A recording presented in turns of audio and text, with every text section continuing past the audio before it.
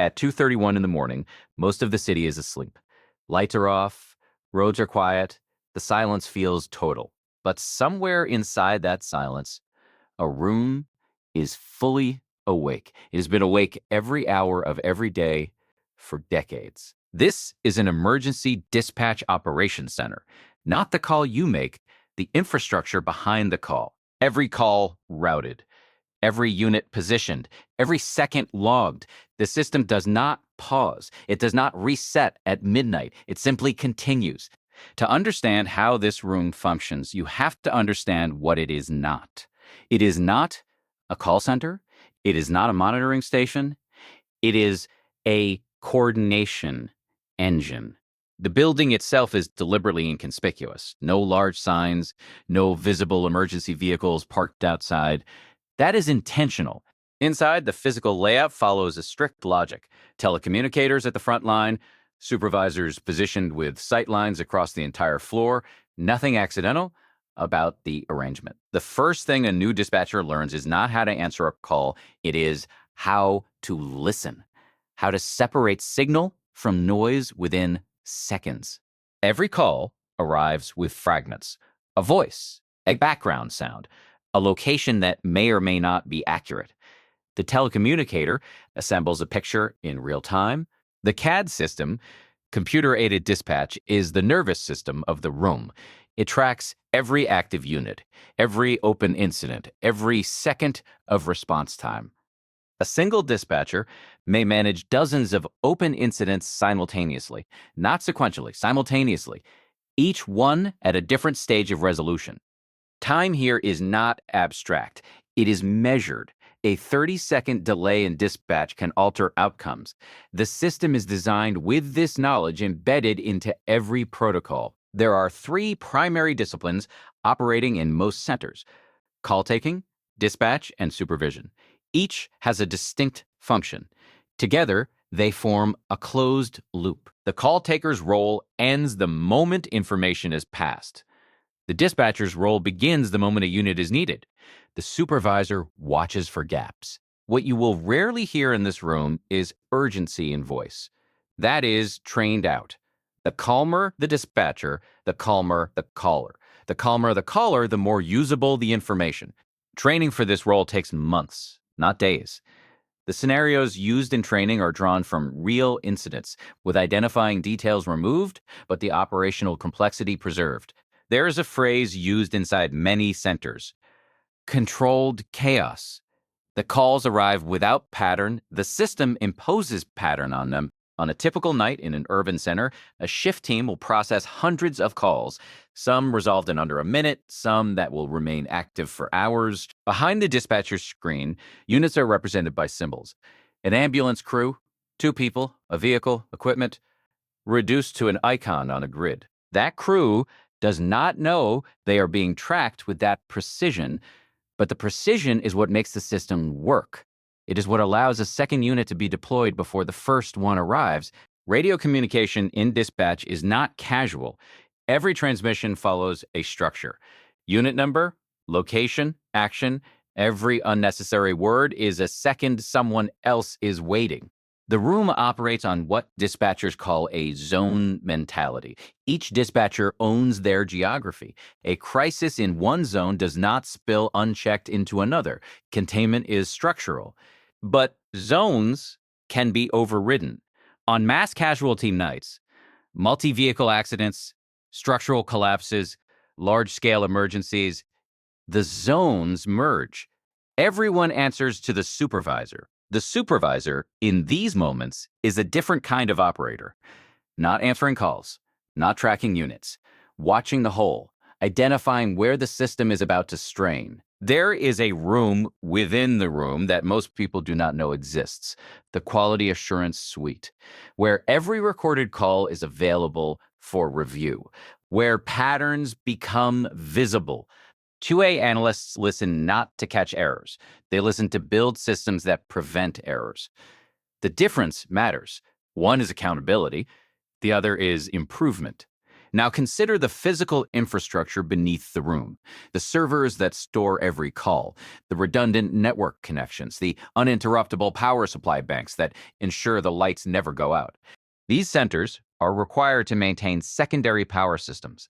If the municipal grid fails, operations continue without interruption. The transition takes seconds, sometimes less. There is also a secondary dispatch site. Few people working in public services know where it is. It exists to absorb operations entirely if the primary site becomes unusable. Redundancy is not paranoia, it is engineering. The system accounts for its own failure. This is what distinguishes emergency infrastructure from ordinary operations. At 3:44 a.m. on a typical operating night, a cluster of calls arrives in a compressed window. A fire reported, then a second call, then a medical emergency 2 blocks from the first scene. The system does not panic. The system prioritizes. The medical emergency is routed first. Life threat, the fire units are already moving. A third dispatcher takes the overflow. This is the hidden mathematics of emergency coordination. Not just answering, sequencing, resourcing, managing the gap between what is needed and what is available. What happens when a unit is unavailable? The system calculates the next closest available resource. This happens in seconds. The dispatcher does not choose randomly. The protocol guides the choice. Mutual aid agreements exist between neighboring jurisdictions. If a county runs critically low on ambulance coverage, the next county activates. The agreements are pre-negotiated. Activation is automatic. Inside most dispatch centers, there is a physical log. Not just digital records, a printed log that a supervisor initials at the end of every hour. Paper as a redundancy layer. Every system has a breaking point. Dispatchers are trained to recognize when the system is approaching saturation, when the calls are coming faster than units can respond. This is called a call surge. Large sporting events, storms, holiday evenings, the calls do not arrive in calm sequence, they stack. Surge protocols exist. Additional staff are called in from off-duty lists. Every center maintains a recall roster. Dispatchers who are sleeping at home may receive a call within the hour. Consider the telecommunicator who has been on shift since 10 p.m. It is now 4 a.m. They are 6 hours in. They have taken hundreds of calls. They will take hundreds more. There are no windows on most dispatch floors. This is deliberate. Time outside, daylight, darkness, weather would introduce a perceptual variable. The room exists outside of natural time. The shift supervisor carries the room. Their ability to remain calm when the system strains is not incidental. It is trained. It is role modeled. It cascades downward. At 5:10 a.m., the calls begin to slow. Not stop, slow. The city is beginning its early transition. Dog walkers, delivery drivers. The overnight emergency window is closing. The morning shift arrives at 6:45 a.m. They do not arrive casually. Each incoming dispatcher is briefed before sitting down. Active incidents, unit statuses, open calls. The handover is verbal and documented. Every active case transferred with context. Nothing assumed, nothing skipped. The system does not restart. It continues through the handover. The outgoing dispatcher does not leave immediately after handover. They sit nearby for 10 minutes, available if the incoming operator has a question.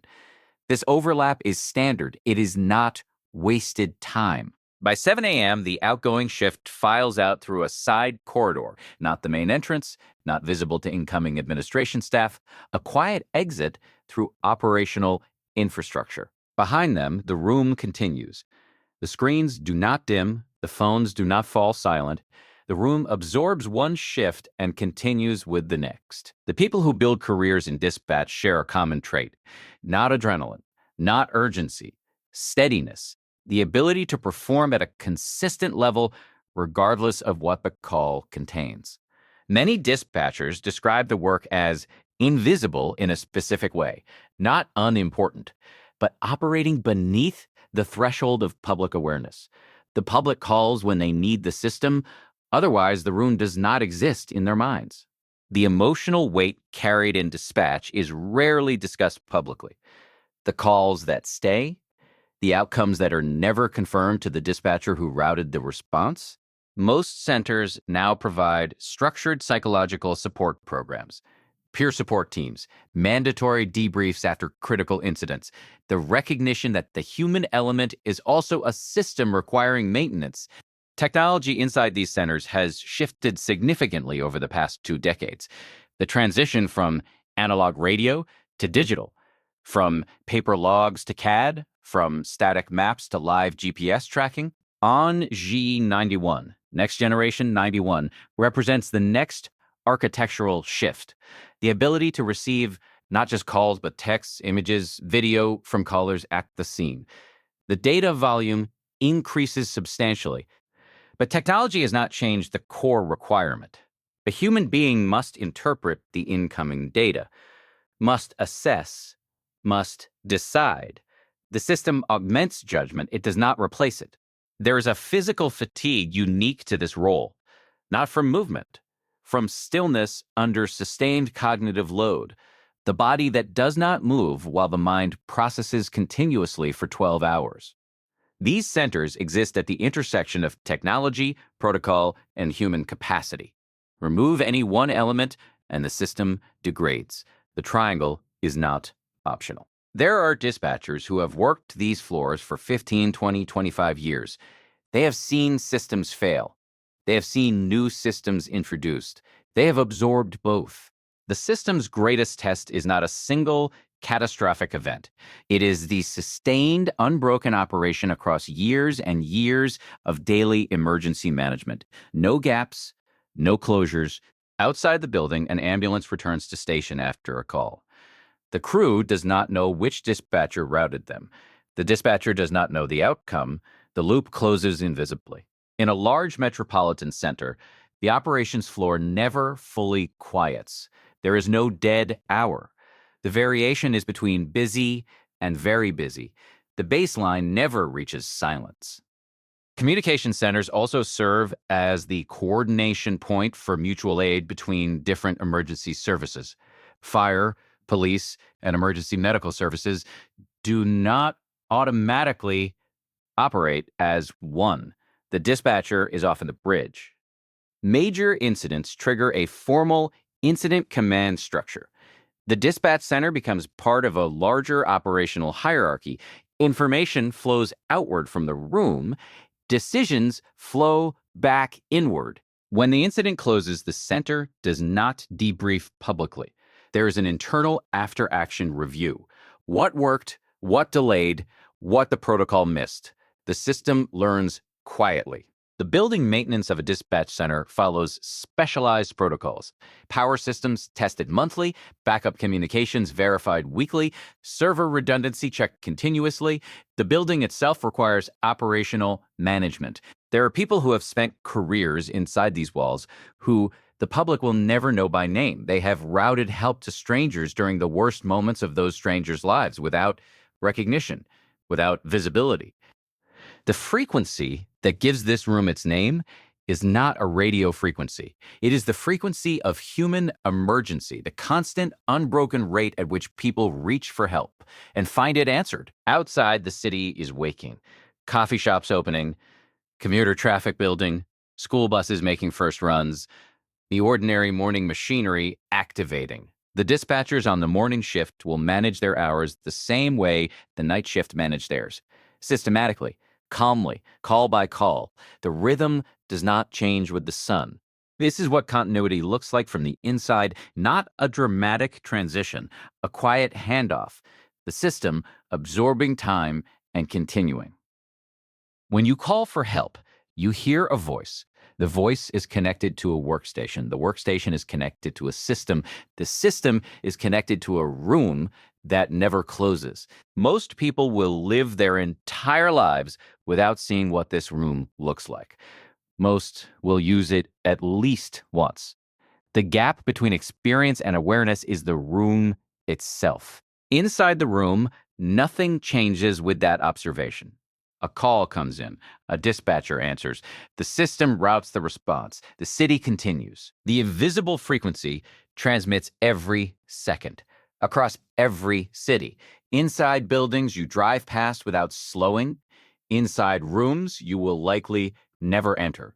The system holds. Under this video, there's a subscribe button. It's a small action, but it helps reveal the systems most people never notice. If you're curious about how everyday life actually functions, the logistics, the night shifts, the invisible infrastructure holding the ordinary world together, consider subscribing and tell us, where are you watching from? Have you ever worked behind the scenes of a system like this?